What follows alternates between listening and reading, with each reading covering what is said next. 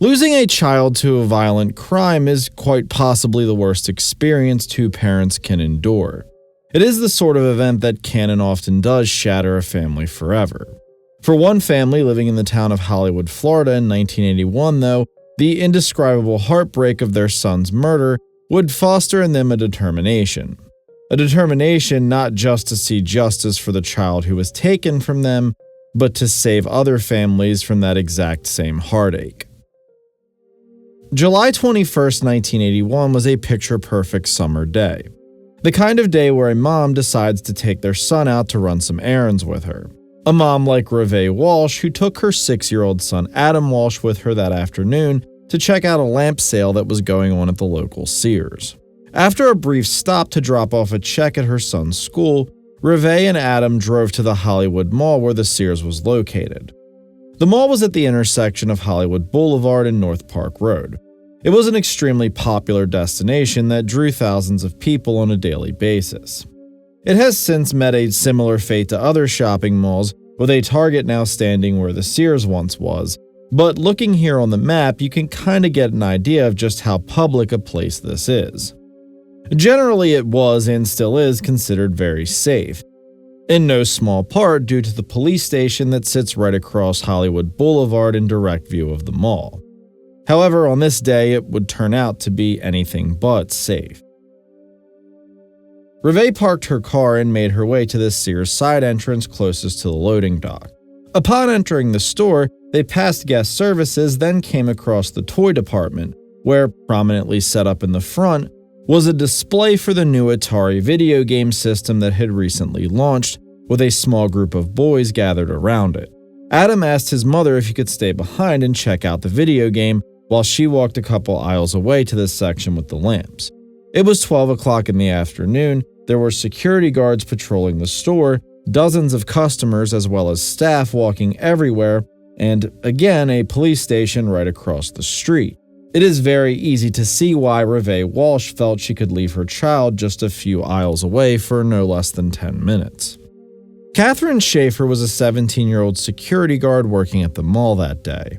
Around 12 p.m., she was called to the toy department over a fight that had broken out between two groups of boys over the controller at the Atari display. One group, 2 African-American children, had gotten into a fight with a second group of 2 white children over whose turn it was to play the game. Schaefer assumed both of the boys in each group knew each other, and Adam was a very shy kid who would have been far too scared to correct the security guard.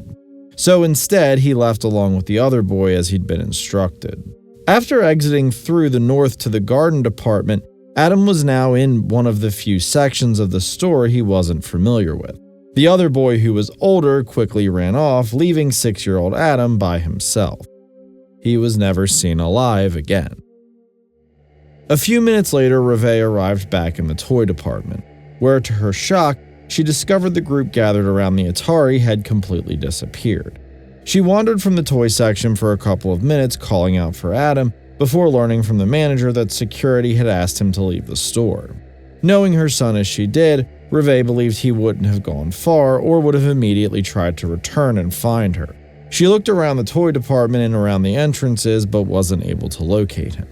She then went to the customer service desk where they began paging Adam, but this was unsuccessful. By sheer coincidence, she ran into her mother-in-law, who was also Adam's grandmother and shopping at the store. She assisted in the search, but after almost 2 hours of paging and both women looking around along with the store employees, Adam was nowhere to be found and the Hollywood Police Department was contacted.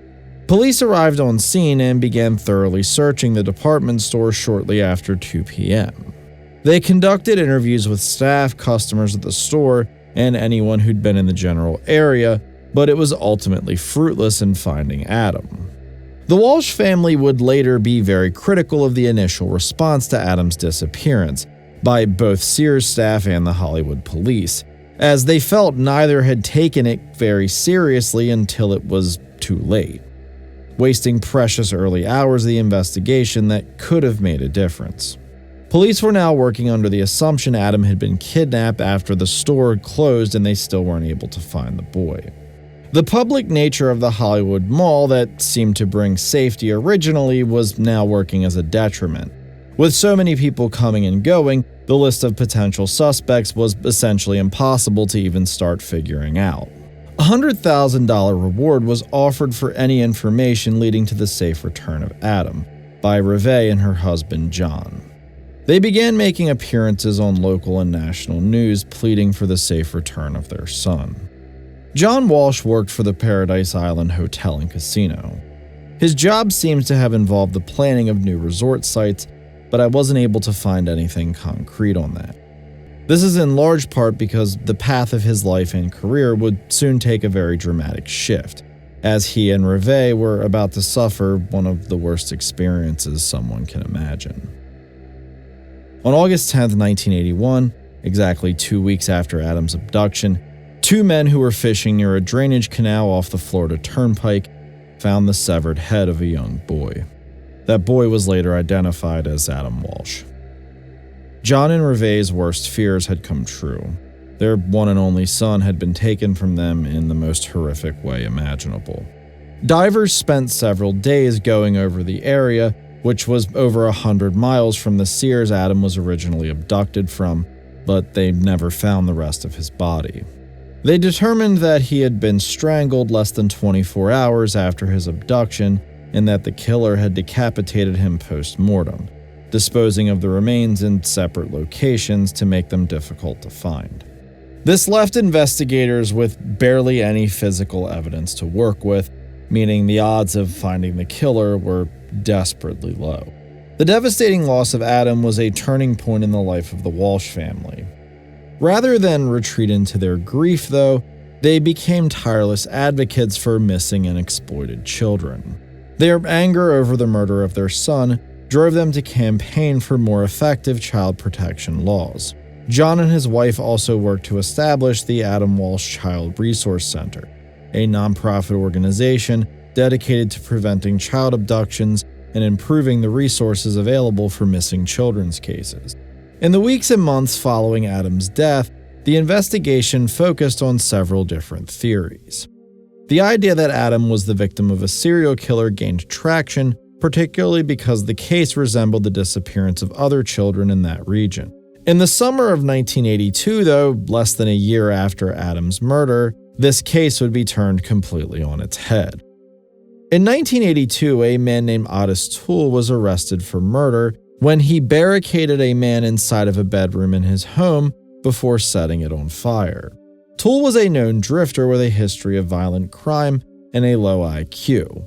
He would become infamous for him and an associate of his named Henry Lee Lucas confessing to over 600 murders combined. Though most of these were just bogus confessions that they did for media attention and free stuff from the police. One murder that Toole did confess to, though, was that of Adam Walsh's. He claimed that he picked the boy up from the Sears parking lot shortly after he'd been kicked out by the security guard. Toole claimed that his plan was to actually adopt Adam, but upon realizing this would be impossible and that he would just be arrested for kidnapping, he decided to kill the boy. Toole's car had been impounded when he had been arrested, and police did find bloodstains in the back of the car. They took photos of these. However, inexplicably, the car and all of the stuff inside of it was lost. Toole would then retract his confessions, leaving police with insufficient evidence to charge him with Adam's murder. They continued to investigate Toole, but in 1983 they were forced to let the case go cold. They continued to look for leads over the years, but the main suspect was always Otis Toole. The only other suspect that I can see that was at least seriously floated out there was none other than Jeffrey Dahmer, who was asked about it after he was arrested for his infamous string of murders in Milwaukee. Dahmer denied this, though, and there was never any real evidence pointing to him having been the perpetrator. John Walsh, Adam's father, didn't believe this either and maintained, basically for the entirety of the investigation, that Otis Toole was the perpetrator. As the years passed, the case lost the public attention that it once commanded. But the case of Adam Walsh had a profound impact on child protection laws and the criminal justice system. One of the major outcomes of the case was the creation of the National Center for Missing and Exploited Children in 1984. which works to prevent abductions and provides support to families. The creation of the Adam Walsh Child Protection and Safety Act in 2006 further extended the law's reach, creating a national database for sex offenders and improving the legal framework surrounding child abductions. The Walshes' campaign for justice and their efforts to raise awareness about missing children led to the creation of important national and state laws aimed at preventing child abductions. John's work as a television host and his personal tragedy became a catalyst for a larger societal effort to protect children and ensure justice for victims of abduction and murder. In 1988, John Walsh helped launch the television show America's Most Wanted, a groundbreaking program that sought to find fugitives and missing persons by showcasing their stories on national TV. The show became incredibly successful and helped bring awareness to countless unsolved cases, including Adam's. As a result of the show's success, John Walsh became a well-known face in the fight against child abduction and exploitation. In 2008, the Hollywood Police Department officially closed the investigation and declared that Otis Toole was the most likely suspect in Adam's murder. The Walsh family was satisfied with this outcome, having believed Toole to be the killer for several decades. Almost 30 years after Adam's murder, Rive and John attended a press conference with their family, which included the 3 children born after Adam's death, where police officially closed the case and offered an apology to the Walsh family, bringing an end to this extremely long and extremely painful saga. The story of Walsh remains a testament to both the devastating impact of child abductions and the tireless effort of his parents to ensure that their son's death helped make the world a safer place for other children. In the end, the Adam Walsh case is more than just the investigation into the murder of a young child. It is the story of loss, resilience, and a lasting legacy that has transformed the landscape of child protection in the United States. Thanks as always for watching, and we'll see you guys next time.